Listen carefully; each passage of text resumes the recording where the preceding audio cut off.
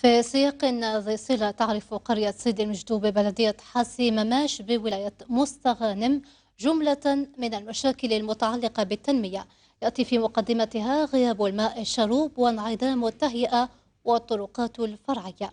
محمد العيد البيهي رصد لنا تقريراته.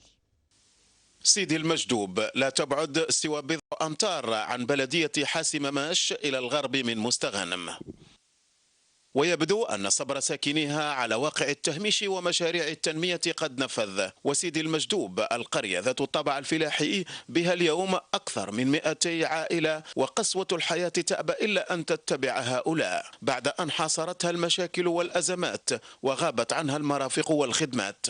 عندنا بروبليم تاع الماء، خطرات بالسمانه ما يجيناش. ما رانا احنا 17 واحد لنا برياره، عندنا كوبي هنايا السيد مراسنا ما جبنا لكم شفتوها، دينا للمدير للبلاد المصغالي من المدير الكبير. حتى الأطفال هنا تعبث بهم الظروف وتحملهم أعباء الحياة الجسام.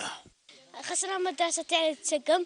فيما يخص المدرسة تاع سيدي دوار المجدوب بختي الخضر، ما فيهاش تحضيري، ما كاش تحضيري. احنا ولادنا اللي يعمروا 5 سنين ما يدخلش يقرا، يقعد برا يزيد يتميزر في الرمله في التراب في الحجره. لكن السلطات المعنية لها رأي مختلف تماما بخصوص وضع القرية.